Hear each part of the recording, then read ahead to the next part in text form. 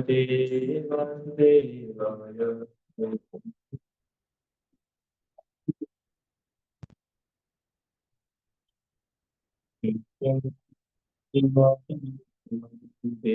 सरस्वती व्यासं ततो जयति नष्टप्रायेषु भक्तेषु कर्मभागवतसेवया भगवती समश्लोके भगवती नैष्ठकी। कृष्णाय वासुदेवाय देवकी नन्दगोपकुमाराय गोविन्दाय नमः।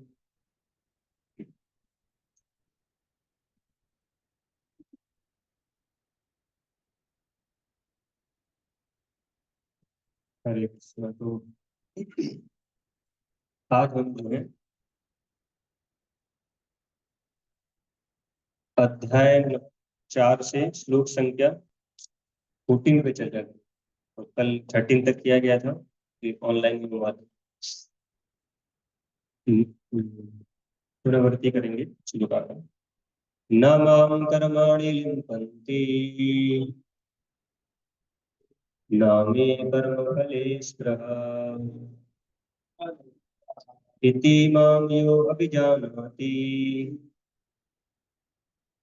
कर्मभिर्न स बध्यते। न मां कर्माणि लिम्पन्ति न मे कर्मफले स्पृहा इति मां यो अभिजानाति कर्मभिर्न स बध्यते। न मां कर्माणि लिम्पन्ति न मे कर्मफले स्पृहा इति मां यो अभिजानाति कर्मभिर्न स बध्यते। अनुवाद और तात्पर्य भाई ऐसी स्वामी श्री प्रभुपाद जी के द्वारा श्री प्रभुपाद जी की जाए। मुझ पर किसी कर्म का प्रभाव नहीं पड़ता, ना ही मैं कर्म फल की कामना करता हूँ। जो मेरे संबंध में इस सत्य को जानता है वह भी कर्मों के फल के पास में नहीं बंधता। ओम अज्ञानतिमिरन्धस्य ज्ञानाञ्जनशलाकया चक्षुरुन्मीलितं तस्मै श्रीगुरवे नमः। श्रीचैतन्यमनोभीष्टं स्थापितं भूतले स्वयं रूप कलामियं ददाति स्वपदान्तिकं।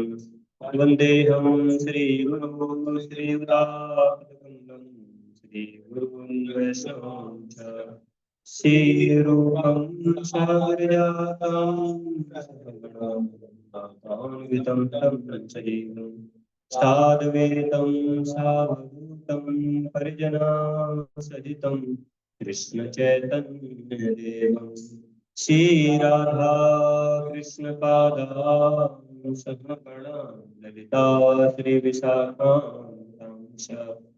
नमो विष्णुपादाय कृष्णपृष्ठाय भूतले श्रीमते भक्तिवेदांत स्वामी नामिने।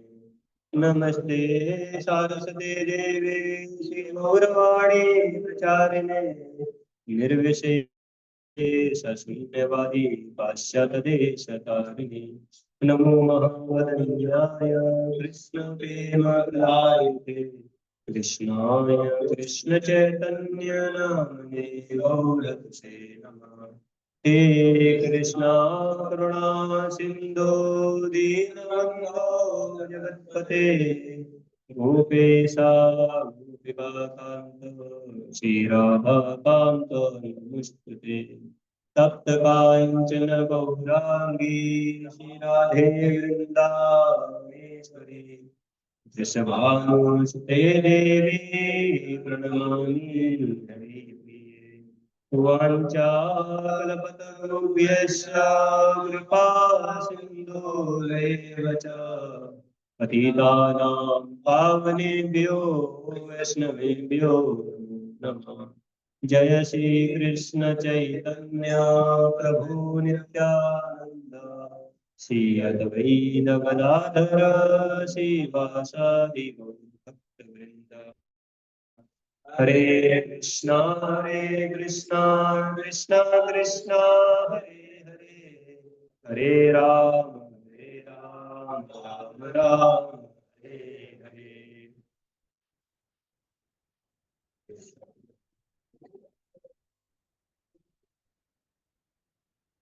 हरे कृष्ण। तो आज की प्रातःकालीन भगवद क्लास में सभी भक्तों का हार्दिक स्वागत करते हैं।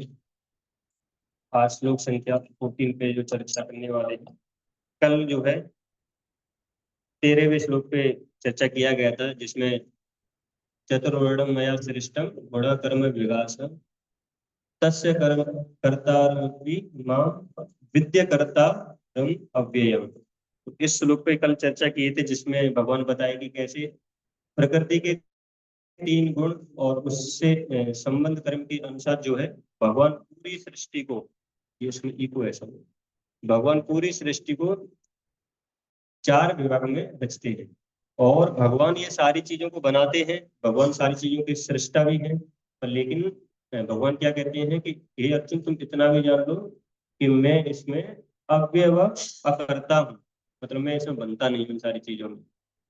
भगवान करते भी हैं और उसमें बनते भी नहीं।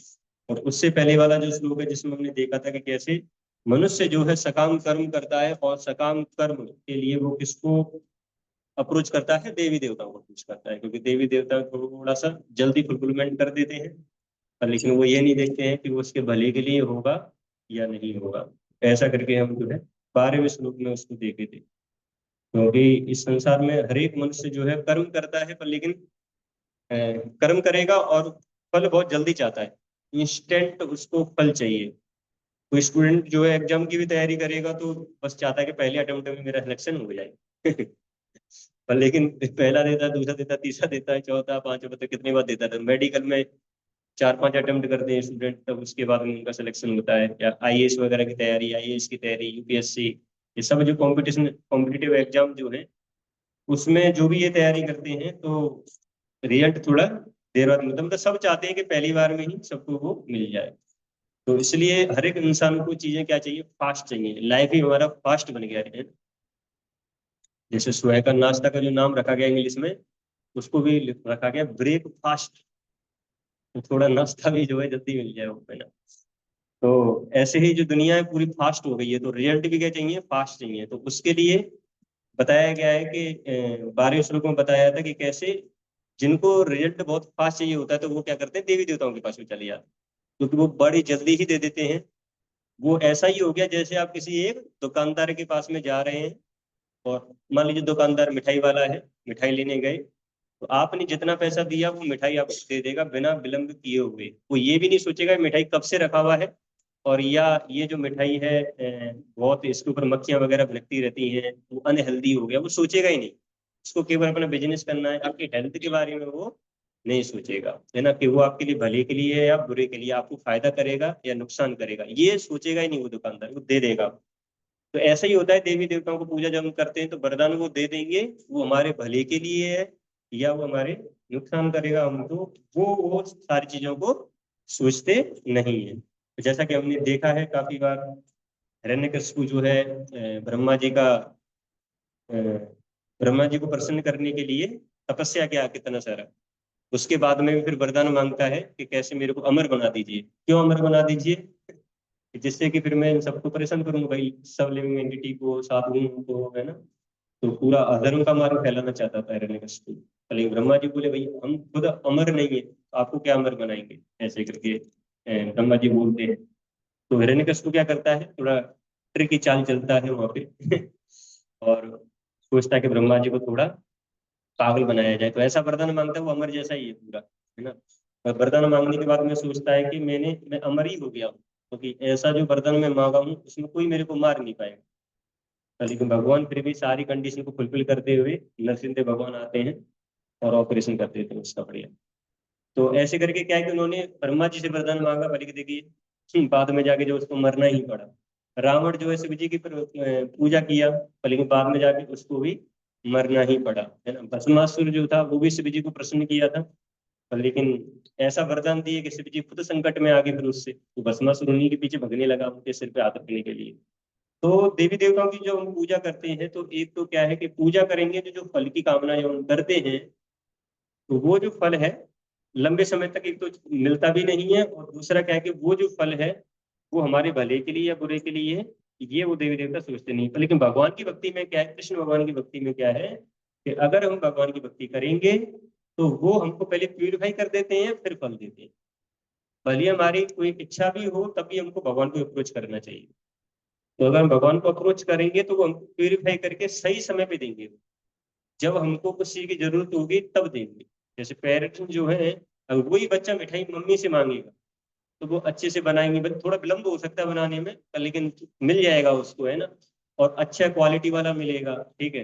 और ऐसा नहीं कि मतलब 10 मांगे तो 10 दे देंगी माँ, तुम्हारे भले के लिए 2-3 है तो 2-3 दे देंगे, है ना। तो ऐसा है, तो ऐसा ही भगवान के पास में जो हम जाते हैं, और अगर हम मांगते तो पहले भगवान हमको प्यूरिफाई कर देते हैं और उसके बाद हम दे भी देते हैं। जैसे ध्रुव महाराज के केस में हुआ था, उनकी कामना थी राज्य लेने की, पहले भगवान ने उनको प्यूरिफाई कर दिया और उसके बाद में जो है उनको पूरा राज्य दे भी दिया। तो ये है भगवान की भक्ति करने का फायदा। उसके बाद में जो 13वां जो श्लोक हमने जो कल देखा था, तो उसमें इंसान को जो है, जो भगवान ने जो वर्णाश्रम धर्म जो बनाया है उसके अनुसार व्यक्ति को कर्म अपना करना चाहिए, है ना। ऐसा नहीं कि मतलब वो उसके लिए बना नहीं है और दूसरा कर्म किया जाता है। अगर मान लीजिए कोई बच्चा पढ़ा ही नहीं है, उसको 5th क्लास में था, उसका पढ़ने का मन नहीं आने का, और आप उसको टीचर बना दो कि भाई तुम ठीक है टीचर बन जाओ, पढ़ाओ सबको, ठीक है तो क्या ही पढ़ाएगा, वो खुद ही पढ़ने का इच्छा नहीं था उसका, दूसरों को क्या पढ़ाएगा, रोज छुट्टी होगा स्कूल में वो आएगा बोलेगा चलो भाई छुट्टी है आज ठीक है मजे करो सब, ठीक है। तो सबका बैग लग जाएगा, है ना कोई भी पास नहीं हो पाएगा फिर स्कूल में। ठीक है, तो अब क्या है कि वो ऐसा काम किया है तो उसके अनुसार ही उसको कुछ ऐसा काम करना पड़ेगा, अगर वो पढ़ाई नहीं है तो। और मान लीजिए कोई जो है पीएचडी किया हुआ है बढ़िया से, है ना, तुम उसको बर्तन धुलने में लगा दो कि भाई चलो ठीक है तुम बर्तन ये सफाई वगैरह किया करो, तो वो उसके हिसाब से सूट नहीं हो रहा है ये। तो जैसा हमारा वो जो नेचर होता है उसके हिसाब से, जैसा हमारा स्वभाव होता है उसके हिसाब से हमको कर्म करना होता है। तो भगवान ने जैसे 4 कैटेगरी जो बनाई है, ब्राह्मण क्षत्रिय वैश्य और शूद्र, उसके अनुसार ही जो है हमको अपना कार्य करना चाहिए ब्राह्मण मतलब जो व्यक्ति थोड़ा सतुगुण में रहता हो, तो सतुगुण में रहेगा तो उसी हिसाब से उसका फंक्शन करता है पूरा ब्रेन। और जो व्यक्ति रजोगुणी होता है तो वो थोड़ा क्षत्रिय क्वालिटी होती है उसमें। और उसके बाद में मिश्रण रजोगुण और तमोगुण का वैश्य, और जो अ, ब्राह्मण क्षत्रिय वैश्य और शूद्र, शूद्र जो होते हैं, शूद्र जो है उनका इग्नोरेंस वाला तमोगुण वाला जो काम होता है वैसा वो शूद्र कहलाते हैं। तो उसके अनुसार उनको दे दिया जाता है ये सारी चीज। तो उसके अब हिसाब से उनको क्या करना चाहिए, अपना कर्म करना चाहिए। तो ऐसा हमने 13वें श्लोक में देखा था। आज का जो श्लोक है 14th वाला श्लोक, इसमें भगवान बता रहे हैं मुझ पर किसी कर्म का प्रभाव नहीं पड़ता, ना मां कर्म, ना माम कर्माणि, तो और लिम्पंती ना में कर्म फले, तो मुझ पर किसी कर्म का प्रभाव नहीं पड़ता और ना ही मैं कर्म फल की कामना करता हूँ। अगर भगवान जो कार्य करेंगे उसका प्रभाव भगवान के ऊपर नहीं पड़ने वाला है, और ना ही भगवान को किसी फल की आवश्यकता है कि ये कर्म करूंगा तो मेरे को ये फल मिल जाएगा। अरे इस भौतिक संसार में भगवान को कर्म करने का क्या ही जरूरत है, पूरा का पूरा आध्यात्मिक जगत है उनके पास में, है ना। वहां पे अच्छा राज्य कर रहे हैं। जैसे अ, कौन, जब भगवान राम के बारे में बताया जाता है, जब भगवान राम आए थे तो किसके के बारे में बताया जाता है, भगवान राम के बारे में शायद बताया जाता है ना। भगवान राम जब आते हैं तो जब अयोध्या का राज्य मिलता है उनको, तो या और किसी के बारे में, मतलब फिर ऐसा डेमिगॉड्स बोलते हैं कि अरे भाई मतलब राज्य करने को तो पूरा है, पूरा साकेत धाम है भगवान के लिए, यहाँ पे छोटा सा राज्य लेके क्या करेंगे भगवान अयोध्या का राज्य मैट्रिक वर्ल्ड में, है ना। अभी जाए जिस चीज के लिए आए जाए, और रावण को मारे, उपद्रव मचा रहे पूरा का पूरा, भगवान का तो धाम है ही है पूरा का पूरा, यहाँ पे छोटा सा राज्य करके क्या ही करेंगे भगवान। तो ऐसे ही है, भगवान जो यहाँ पे कर्म करते हैं तो वो उस कर्म का उनके ऊपर कोई प्रभाव नहीं पड़ता, और ना ही वो किसी उस कर्म के बाद में जो फल मिलता है उसकी इच्छा वो करते हैं। तो उनको फल की इच्छा करने की कोई जरूरत है ही नहीं। कभी कभी लग सकता है ना, बहुत सारे लोगों को लगता है अरे भगवान जो थे वो क्षत्रिय थे, है ना, वो क्षत्रिय थे तो उन्होंने भी क्या किया, अपनी ड्यूटी को परफॉर्म किया। पर लेकिन भगवान ये सारी चीजें कर भी देंगे, पर लेकिन उनको कोई भी रिएक्शन नहीं मिलेगा जैसे एक ऑर्डिनरी लिविंग एंटिटी को रिएक्शन मिलता है ना। इवन जो है हम जब काम करते हैं तो जो भी काम करते हैं उससे क्या हो जाते हैं, अटैच हो जाएंगे, आसक्ति आ जाती है जब हम काम करते हैं। ठीक है, पर लेकिन भगवान के केस में ऐसा नहीं कि उनको कोई आसक्ति आ जाती हो, है ना। इवन क्या है कि हम देखेंगे भगवान जो भी काम करते हैं संसार में, जो भी काम करेंगे, ठीक है, उनका एक नाम पड़ जाता है। चोरी किया तो माखन चोर कहलाए, ठीक है। और अगर गोवर्धन पर्वत उठा दिया तो क्या कहलाए, गिरधारी कहलाए वो, है ना। और यशोदा माई के वहां पे गए, है ना, यशोदा माई ने उनको पाला पोसा तो यशोदा नंदन, और देवकी जी से उन्होंने जन्म लिया तो देवकी नंदन। तो जहाँ पे भी देखेंगे हम तो भगवान क्या है कि जो भी कर्म करते हैं उनके अनुसार उनको क्या है, एक नाम दे दिया जाता है। तो अगर संसार में देखा जाए तो क्या है कि व्यक्ति जब कर्म करता है अपना, तो जैसे फल की कामना करता है वो, तो कुछ कुछ लोग देखेंगे, देखिए भगवान भी कर्म कर रहे हैं, है ना, और उनको भी एक नाम दे दिया जाता है, पर लेकिन फिर भी वो आसक्ति नहीं होते इन सारी चीजों से, है ना। हर एक कर्म उनका इतना स्पेशल है कि एक नाम अगर पड़ जा रहा है और तब भी वो उस कर्म से आसक्त नहीं होते कि वो उस कर्म के द्वारा फल की किसी की कामना करें या उससे आसक्त हो जाए। और इस श्लोक में क्या बताया जा रहा है कि भगवान पे किसी कर्म का एक तो प्रभाव नहीं पड़ता, ना ही वो किसी की कामना करते हैं फल की। दूसरा चीज, जो लिविंग एंटिटी कर्म करती है और फल फल का इच्छा करता है तो वो इस संसार में आसक्त हो जाता है, बंध जाता है। अगर ये लिविंग एंटिटी भगवान के कर्म के बारे में बढ़िया ये जान जाए कि भगवान पे कर्म का कोई प्रभाव नहीं पड़ता है और ना ही भगवान जो है किसी कर्म फल की कामना करते हैं। अगर किसी को ये भी पता पड़ जाए तो क्या बता रहे हैं, जो मेरे संबंध में इस सत्य को जानता है, इति माम यह अभिजानाति, जो इस सत्य को जो जान गया कि भगवान जो है उन पे कर्म का प्रभाव नहीं पड़ता और दूसरा चीज उनको किसी कर्म फल की कामना नहीं करते, तो क्या हो जाएगा उसके साथ में, कर्म बीह न स बध्यते, तो वह भी कर्मों के फल के पास में नहीं बंधता। कि जो इंसान जो काम करेगा, कर्म करेगा, तो उसके द्वारा जो इस संसार में जब वो बंध जाता है कर्म करके तो उससे भी फ्री हो जाएगा, केवल ये जान के। जैसे भगवत गीता में वो श्लोक आता है ना, 4.7 आई थिंक, जन्म कर्म च मृत्यु, 4.7 है वो, 4.7 कौन सा, 4.8 वो जन्म कर्म च मे दिव्यम एवं यो वेति तत्त तत्ता देहम पुनः जन्म नेति मामिति सो अर्जुन। तो इसमें क्या बता रहे हैं भगवान, जन्म कर्म च मे दिव्य, भगवान के जन्म और कर्म क्या है, सब दिव्यम है ना, सब दिव्य है। एवं यो वेति तत्वता तत्ता देहम पुनर्जन्म नीति मामिति सो अर्जुन, कि अगर कोई इन जन्म और भगवान के कर्म के बारे में जान भी ले तो उसको यहाँ पे दोबारा इस संसार में आने का जरूरत नहीं है। तो इसलिए यहाँ पे भगवान इस वाले श्लोक में बताए हैं कि कैसे इति माम यो भी जानती कर्म विहेन स बध्यते, कि अगर भगवान इस सत्य को कोई जान ले तो वो खुद वाले जो कर्म जो करता है इंसान, उसका जो उसको फल जो मिलता है और फिर उसमें जो आसक्ति आती है तो वो उसमें बंधेगा नहीं, केवल जानने मात्र से। तो ये है भगवान की एक्टिविटीज और हमारी एक्टिविटीज में डिफरेंस। तो भगवान की एक्टिविटीज ऐसी होती है कि वो बंधते भी नहीं है, और जो व्यक्ति बंधने वाला है अपनी एक्टिविटीज करके वो ये जान ले बस भगवान की एक्टिविटीज के बारे में, तो वो भी मुक्त हो जाता है। ऐसा भगवान कर्म करते हैं यहाँ पे। वो जरूरी भी है, अगर भगवान आके कर्म नहीं करेंगे तो फिर लिविंग एंटिटी भी नहीं करेगी, वो तो एग्जाम्पल सेट करने के लिए करते हैं। वही प्रभुपाद जी तात्पर्य में लिख रहे हैं कि भगवान आते हैं और अपने उदाहरण से सभी जीवात्माओं को सिखा रहे हैं कि भाई कर्म करना है यहाँ पे आपको, है ना। अगर आप प्यूरिफाई नहीं हुए हैं तो आपको ये कर्म करना है, और कर्म आप करेंगे तो उससे क्या हो जाएगा, आप धीरे धीरे क्या हो जाएंगे, प्यूरिफाई होते रहेंगे। हाँ, कर्म कैसे करना है वो हमें आना चाहिए, है ना।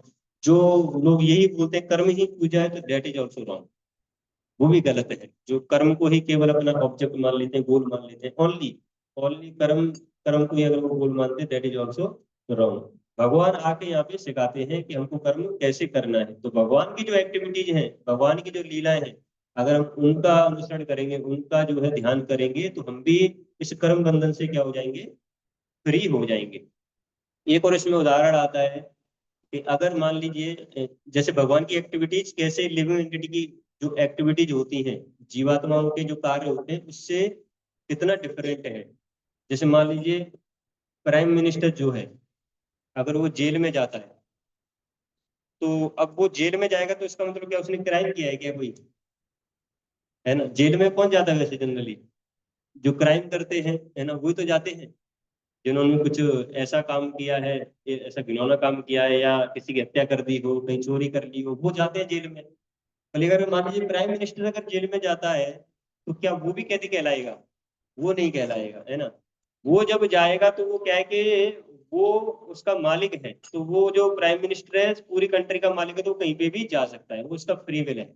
जेल में जाने का मतलब ये नहीं है कि उसने भी कुछ ऐसा कर्म किया होगा। तो ऐसे ही भगवान इस संसार में आते हैं, इसका मतलब ये नहीं है कि उनको भी एक कर्म करने का जरूरत है है ना, या वो भी एक साधारण मनुष्य जैसे अगर कर्म करते हैं तो हमको उनको एक साधारण मनुष्य नहीं मानना चाहिए। बहुत सारे लोग ऐसे मानते हैं, अरे कृष्ण और जो राम है ना, मतलब ये मनुष्य थे पर लेकिन थोड़े स्पेशल थे, है ना, बस इन्होंने कुछ अच्छे काम किए थे, तो उससे हमको एक इंस्पिरेशन लेना चाहिए, ऐसा उनका अनुमान है।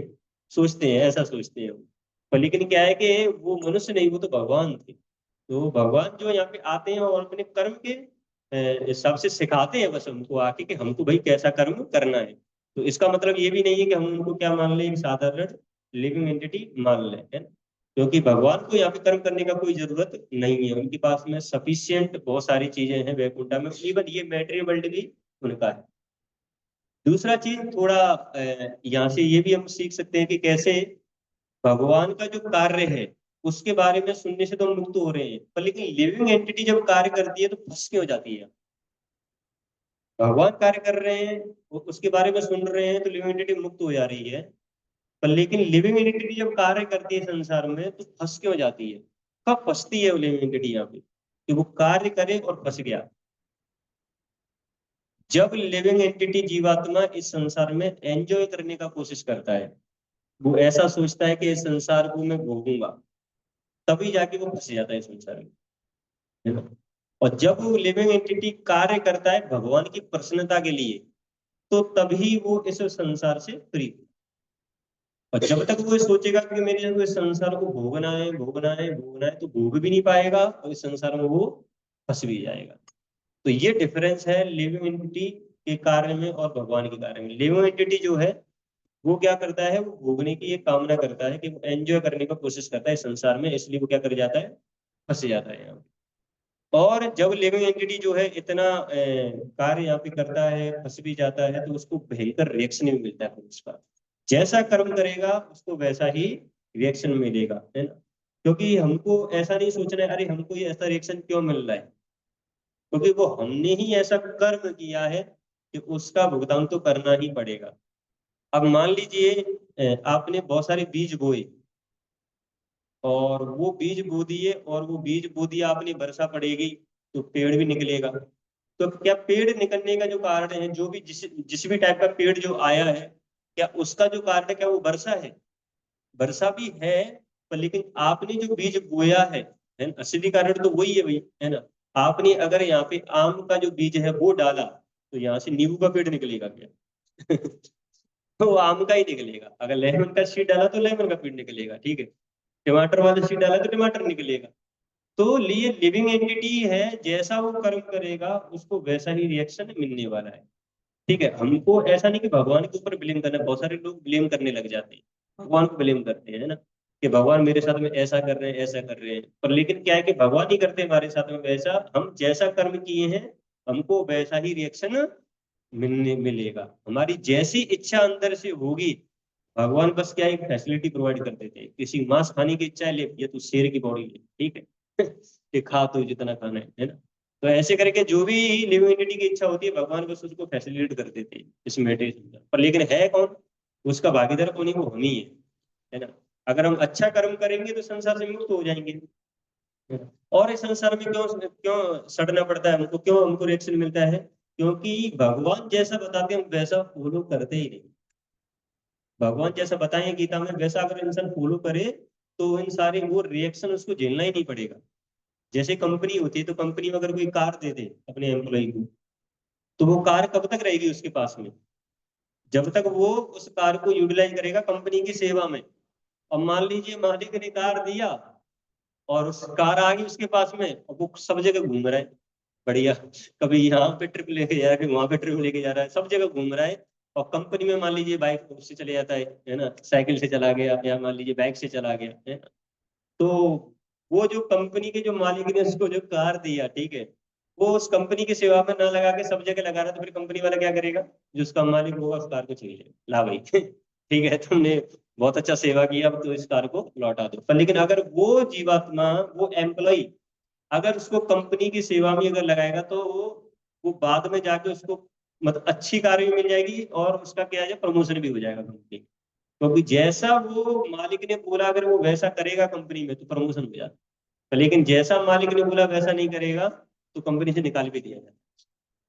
तो ऐसे ही अगर भगवान ने जो बताया है ना, अगर हम भगवान ने जैसा बताया अगर हम वैसा करेंगे, तो हम क्या है कि ये जो वर्क या कर्म करके जो हमको रिएक्शन मिलने वाला होता है, उससे हम क्या हो जाते हैं, फ्री हो जाते हैं तो ये प्रभुपाद जी जो है अपने तात्पर्य में भी लिखे हैं कि जिस प्रकार इस भौतिक जगत में संविधान के नियम है, जो यह बताते हैं कि राजा ना तो दंडनीय है और ना ही किसी राज नियमों के अधीन रहता है, उसी तरह यद्यपि भगवान इस भौतिक जगत के सृष्टा है। राजा जो है किसी को मृत्यु दंड दे दिया, तो उसको रिएक्शन मिलेगा क्या? उसका कोई रिएक्शन नहीं मिलने वाला है।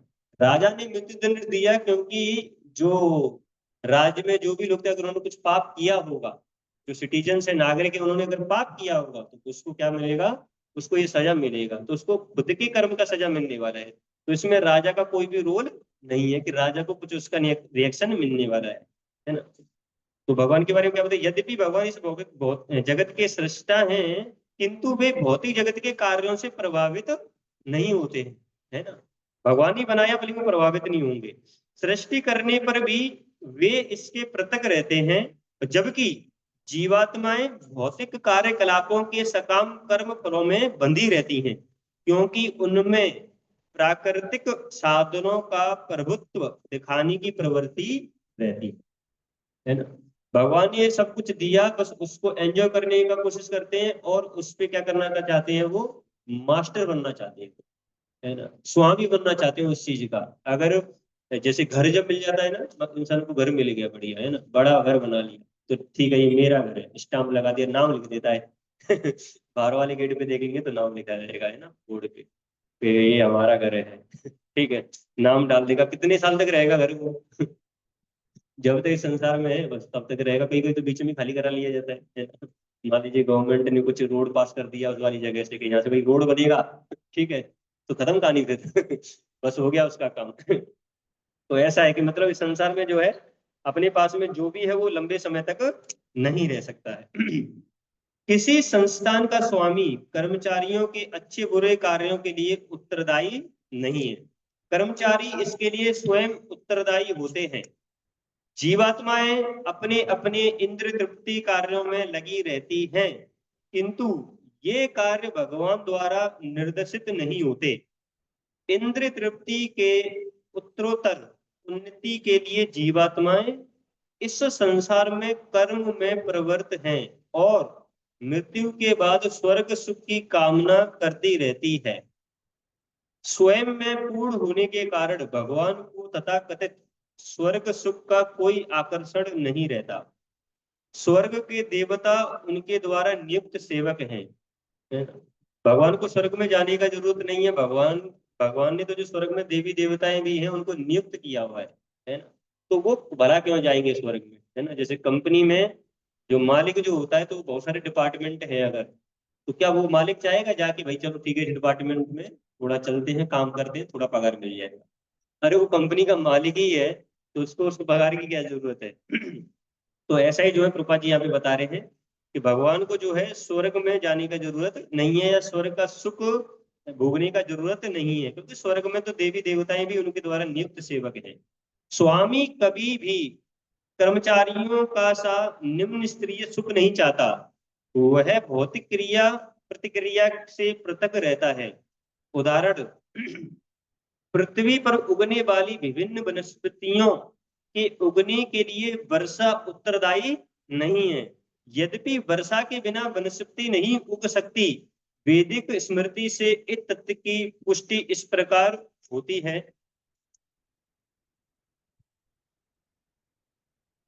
निमित्त मात्रम एवासो सृज्या नाम सर्व कर्माणि प्रधान कार्याणि भूता यतो वे सृज्य शक्तया।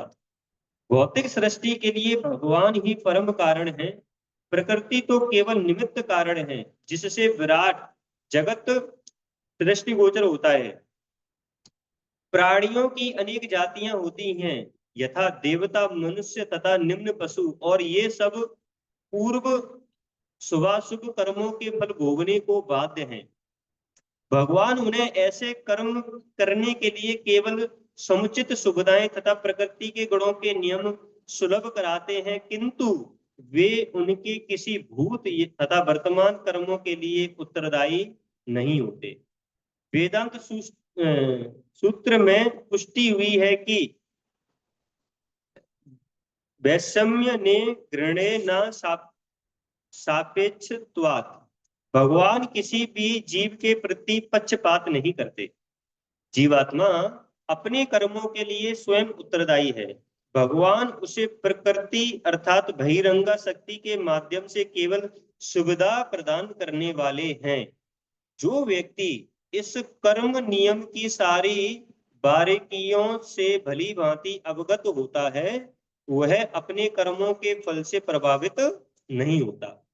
दूसरे शब्दों में, जो व्यक्ति भगवान के इस दिव्य स्वभाव से परिचित होता है, वह कृष्ण भावनामृत में अनुभवी होता है। अतः उस पर कर्म के नियम लागू नहीं होते। जो व्यक्ति भगवान के दिव्य स्वभाव को नहीं जानता और सोचता है कि भगवान के कार्यकलाप सामान्य व्यक्तियों की तरह कर्म फल के लिए होते हैं, वे निश्चित रूप से कर्म फलों में बंध जाते हैं। किंतु जो परम सत्य को जानता है, वह कृष्ण भावनामृत में स्थिर मुक्त जीव है। तो इसमें 2-3 पॉइंट वही बोले गए हैं जो मैं बताया अभी, उस पर डिस्कस किया कि भगवान जो है वो जो कर्म करते हैं, तो हमको ये नहीं सोचना चाहिए कि वो एक साधारण लिविंग एंटिटी है। और दूसरा चीज, हमको जो भी रिएक्शन मिल रहा है अपने कर्मों का, तो उसका उत्तरदायी हमको भगवान को नहीं ठहराना। वो सारे कर्म हम कर रहे हैं, तो जैसा कर्म करेंगे हमको वैसा ही रिएक्शन मिलने वाला है। तो उसके लिए भगवान को ब्लेम करने का जरूरत नहीं है। इस जीवन में अगर जो कुछ भी बुरा हो रहा है, इसका मतलब कुछ पास्ट में किया ही होगा बुरा कर्म, इसलिए हमको भुगतना पड़ रहा है। और इवन भगवान को थैंक करना चाहिए अगर हम उनका भक्ति कर रहे हैं और तब भी हमको कोई कष्ट मिल रहा है, तो ऐसा मानिए कि भगवान ने बहुत कम कर दिया है। वो कष्ट तो बहुत ज्यादा ही मिलने वाला था, लेकिन भक्ति में आने के कारण थोड़ा ही आपको पनिशमेंट मिला है। तो कभी भी भगवान को ब्लेम करने का जरूरत नहीं है। हरे कृष्ण। श्रील प्रभुपाद की जय।